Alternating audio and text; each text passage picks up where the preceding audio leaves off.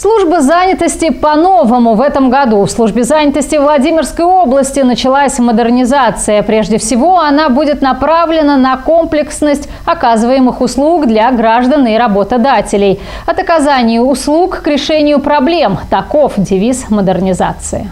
В 2020 году Центр занятости города Владимира стал пилотным центром по внедрению новых технологий взаимодействия с соискателями и работодателями. И сейчас при департаменте создана рабочая группа, которая и разрабатывает технологические схемы, процедуры, технологии работы специалистов службы занятости с тем, чтобы качественно оказать помощь предприятиям, которые находятся в режиме неполной занятости и которым необходимо дозагрузить работников, в том числе через временную занятость. Одно из предприятий, опыт которого учтут при разработке технологических схем – Костеревский завод «Литмашдеталь». Он участвует в программе временной занятости. Завод выпускает два вида продукции – металлические и пластмассовые изделия.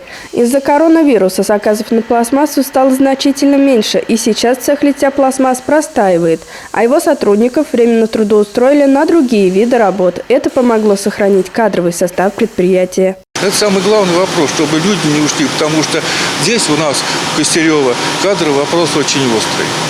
Находимся мы в такой зоне между Владимиром и Москвой, и люди больше едут в Москву на работу. Чтобы сохранить кадры специалистов до тех времен, когда пойдут заказы, вот это помогает. Татьяна Сорокина сейчас работает маркировщиком продукции. До недавнего времени была контролером ОТК в цехе литья из пластмасс. На новую работу перешла в августе. Особого обучения не потребовалось. Татьяна признается, она рада возможности продолжать работу на своем предприятии, пусть и не по специальности. Да, практически, потому что очень много заказов.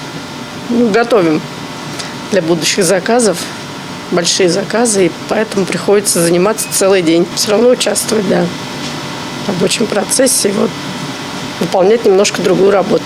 Еще часть работников этого цеха занимается благоустройством предприятия. Например, делают косметический ремонт в раздевалках и душевых. Елена Добнер порядка 8 лет работает литейщиком пластмасс. Сейчас она временно трудоустроена маляром. Говорит, такое решение руководства предприятия ее радует. Сначала мы 3 дня в неделю работали, теперь уже 5 дней работаем, хотя бы какую-то пользу цеху приносим и себе срабатываем. Это очень удобно, что нам не надо искать новую работу, тем более обстановка в стране все-таки тяжелая в данный момент, найти работу непросто.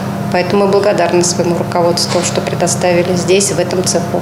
На временных работах сотрудники цеха по литью пластмасс пробудут до ноября. К слову, всего во Владимирской области в рамках доп. Мероприятий по снижению напряженности на рынке труда на временные работы трудоустроено около 500 человек. Привлечение сотрудников на временные работы будет продолжаться. Оказание комплекса услуг в рамках бизнес-ситуации на Костеревском заводе «Литмашдеталь» будет способствовать сохранению занятости сотрудников. Анна Столярова, Алексей Кандалов, телеканал «Вариант».